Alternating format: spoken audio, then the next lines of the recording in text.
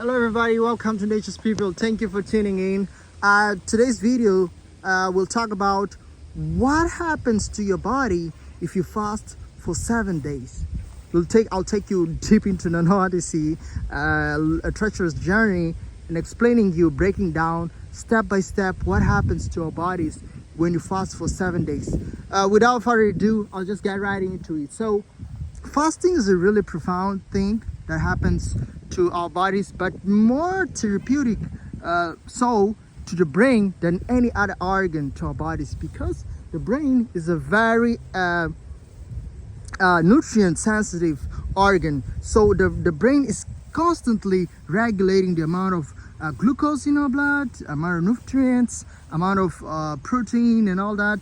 So the brain is very sensitive to a drop or a sudden drop or decrease in nutrients in our body. So what happens is, now getting right into it step by step, the first 6 hours after your last meal, what happens is that you start depleting something called glycogen. So glycogen is a type of sugar, but it's actually stored in the liver, and it has the function of serving as a backup system to supply sugar, or better say carbohydrates, to the brain when we are asleep. That's why when we wake up in the morning, we say that's a breakfast. We have a breakfast because we have been fasting for, let's say, 8 hours. When we're sleeping, we're actually fasting. So after 6 hours, we go to 12 hours. So at 12 hours, what's actually happening is that the brain is receiving all these signals from the intestines, or the GI tract, the gastrointestinal tract, where there are around 160 million neurons that are actually constantly measuring and calculating the amount of enzymes that are being released from the pancreas, that are saying and telling to the brain that there aren't nutrients coming in. So what the brain does, it activates a pathway with the pancreas. So the pancreas starts switching the amount of hormones that it uses to supply to the bloodstream. So instead of glucose, which is the key to allow nutrients to get into the cells, the pancreas starts releasing something called glucagon. So glucagon starts, flooding the blood, and then the blood starts carrying all these nutrients, and the amount of energy that the brain needs starts decreasing. So 18 hours, when we reach 18 hours, we reach a stage called autophagy. So those of you guys who might not know, autophagy is a process, a very highly conservative process, homeostatic process that is responsible for cleaning out all the dead, the broken, the damaged cells and cell organelles, to bring an effective and well structured way for cells to work. So in simple terms, autophagy is sort of a recycling of the cells. It makes the cells more efficient, more resistant, and more robust. Past 18 hours, you reach, to say, 24 hours. Now you start stimulating the stem cells. The stem cells in your gut, they start being stimulated so much that you start having a movement, or sort of a flow of phagocytes. So phagocytes are a type of specified cells that are part of our immune system, that are responsible for cleaning up and killing microbes and foreign particles and viruses and bacteria.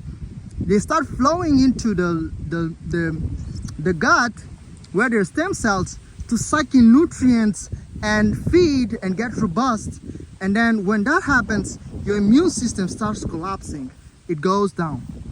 So from 24 hours a day plus to 3 days. So all these phagocytes and all these immune cells have been refed. They are really now robust and happy and strong to fight.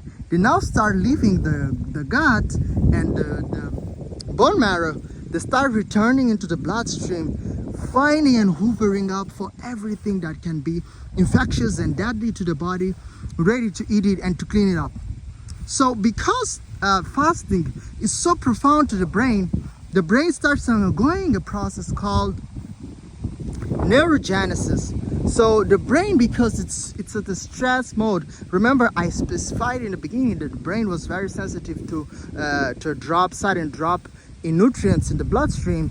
So the brain starts going through this thing called neurogenesis, and there's a special protein that is activated that is related to the genes that are conservative as far as brain tissue, because one thing that happens during fasting, guys, that you might not know is that all single tissues in our bodies except the testes and the brain shrink. All tissues, all organs will shrink when you fast because they don't get enough amount of nutrients. However, the brain cannot shrink. The brain cannot shrink because it controls everything. So what happens is that all these genes inside the brain start getting activated. And one of the activation of them genes is that the genes responsible for conservation and for the progress and repair of brain tissue, one of them is called BDNF. It's brain derived neurotrophic factor. It's like miracle growth for the brain. It's like an amazing and very strong fertilizer. When you sprout out, some researches that has been done is that when they sprout out BDNF into brain cells in a petri dish, they actually start sprouting. They grow in a controlled and incredible manner. So BDNF is really profound on the brain. So these proteins gets activated and it starts, branching out all these new pathways inside the brain, and your brain starts growing. So it's very counterintuitive because you think that when you fast, your brain is shrinking. No, it's the reverse. It's getting robust, stronger, and better. Now, moving on to past 3 days, and the subsequent days from day 3 to day 4, what actually happens is that the brain starts signaling all these pathways and signals mainly to the thyroid. So the thyroid produces T3 and T4. They're responsible for your metabolism. So the brain, through the pituitary gland, starts signaling to the thyroid to slow the metabolism. Why? Because it wants to conserve energy. So the brain gets very frugal. It hoovers up all these broken proteins that are being broken down from autophagy, and it uses it for itself. So what happens is that on day 4 to day 5, you reach a stage called ketosis. So ketosis happens because the brain is having signals from the liver that it's not getting enough amount of carbohydrates. What happens is that it signals to the pancreas to produce hormone called glucagon. So glucagon will activate some certain specified cells in the liver. So the liver will switch from fuel source. It will start producing something called ketone bodies. There are 3 types of ketone bodies. One is called acetone. One ketone body is called acetone. I guess you guys might have heard of acetone. It's a nail polisher basically. It's used, it's very volatile and very cold. Another one is called acetoacetate, and the third one is called beta hydroxybutyrate. So among them all, beta hydroxybutyrate is the most utilized inside the brain. Very therapeutic to neurons. Your focus will start rising. Your attention, your prefrontal cortex just gets this flood of energy. However, when you move from 5th to 6th day, the prefrontal cortex, because it is very sensitive to a continuous and progressive decline in glucose, what happens is that, so the brain, let me explain, the brain can use glucose 60% of the brain can survive without glucose. However, there's certain parts of the brain, 30% or 35, they cannot survive without glucose. And the strange thing is the liver is 100% entirely dependent on glucose. So these ketone bodies I talked about, they cannot fuel these organs. So the brain has to be very conservative with the few glucose it's producing from proteins and fats that are in your belly and whatnot. The brain uses uses all these nutrients, and what happens is that because the prefrontal cortex, which is the frontal part of the brain, is sensing that there's a continuous decrease of sugar or glucose in the bloodstream, it starts reducing the amount of energy that is supplied to the prefrontal cortex. So instead of you having a good span of attention or being sharp, actually your sharpness, your attentiveness, your awareness will start slightly decreasing because the brain is becoming very conservative and very sharp on the amount of nutrients and how it utilizes them nutrients.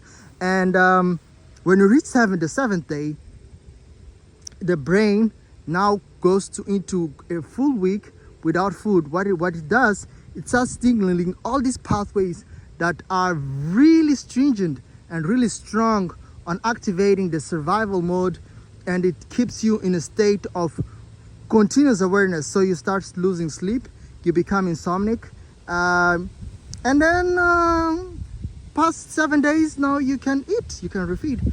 However, I'm going to make more videos on how long can you fast and what happens if you go 14 days, if you go 21 days, and you go 31 days, and then you go till the very end, which means you go till you reach that fringe or that boundary between fasting and starvation. So guys, stay tuned. Thank you for watching the video. I guess this video is nice. Please share, subscribe. I'm going to make better videos in the studio, and I'll give the image, the research and everything more detailed. Thank you for watching. Stay tuned. Bye for now.